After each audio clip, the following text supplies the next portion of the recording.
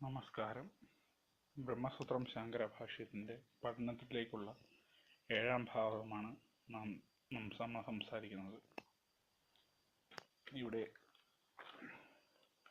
ബ്രഹ്മത്തിൻ്റെ സ്വഭാവവിശേഷങ്ങളെക്കുറിച്ച് കുറച്ച് കൂടുതലായി വിശദീകരിക്കുന്നു.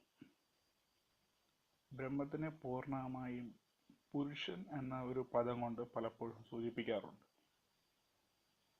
അതിനെ ഒരു പരമപുരുഷൻ എന്ന് തന്നെ വിശേഷിപ്പിക്കുകയാണ്.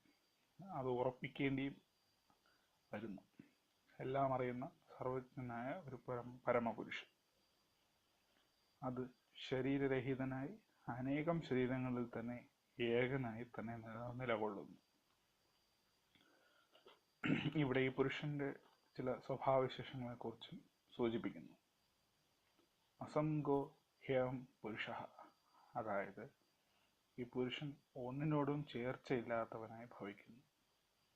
ചേർച്ചയില്ലായ്മ എന്ന് പറയുന്നത് ഒന്നിനോടും ഈ പുരുഷ രൂപത്തെ അല്ലെങ്കിൽ ഈ പുരുഷനെ സാദൃശ്യപ്പെടുത്താനായി സാധിക്കില്ല.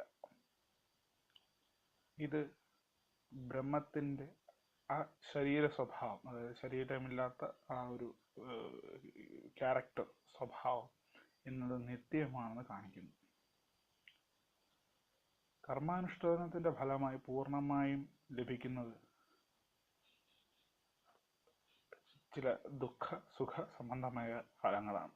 എന്നാൽ അതിന് ഉപരിയായ മോക്ഷരൂപമായ ശരീരത്വം നിലനിൽക്കുന്നതും എന്നും തന്നെ നിത്യമാവുന്നതുമാണ്. അതായത് ബ്രഹ്മത്തെ തിരിച്ചറിയുന്ന ആൾക്ക് ലഭിക്കുന്ന മോക്ഷരൂപം അത് സർവനിത്യമായി തുടരുന്നു. ആ മോക്ഷരൂപത്തെ അല്ലെങ്കിൽ ആ മോക്ഷത്തെ പ്രാപിക്കുവാൻ തന്നെയാണ് ബ്രഹ്മജ്ഞാനം വേണ്ടതെന്ന് ഋഷീശ്വരന്മാർ പറയുന്നു. ഈ നിത്യതയെ മഹർഷിമാർ രണ്ടായി തരംതിരിക്കുന്നു.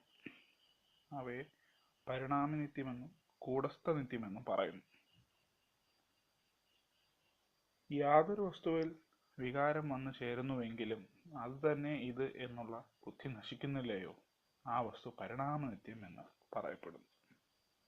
അതായത് ഇവിടെ ജഗത്, വസ്തുവകകൾ, ആഗ്രഹങ്ങൾ ഇവയെല്ലാം നിത്യമാണെന്ന് ഉണ്ടാകുന്ന ഒരു വാദം നാം ഇവിടെ പലപ്പോഴും കേൾക്കാറുണ്ട്. പക്ഷെ ആ ഒരു വസ്തുത വളരെ മാറിയ രീതിയിലാണ് ചിന്തിക്കേണ്ടത്. ഈ അശരീരഭാവം സർവവ്യാപിയും വികാരരഹിതവും നിത്യതൃത്വവും ജ്യോതിസ്വരൂപവും തന്നെയാകുന്നു. ഈ തിരിച്ചറിവാണ് മോക്ഷത്തിലേക്കുള്ള വഴി. അതാണ് മോക്ഷത്വം.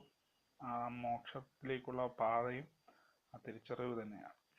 കഠോപനിഷത്തിൽ അന്യത്ര ധർമാദന്യത്ര ധർമാദന്യസ്ത്രാസ്മാദ കൃതാകൃതാത് അന്യത്ര ഭൂതാച്ച ഭവ്യച്ച, അതായത് ഇവിടെ ബ്രഹ്മത്തിന്റെ പൂർണ്ണമായ ഒരു വിശദീകരണം നമുക്ക് ലഭിക്കുന്നു.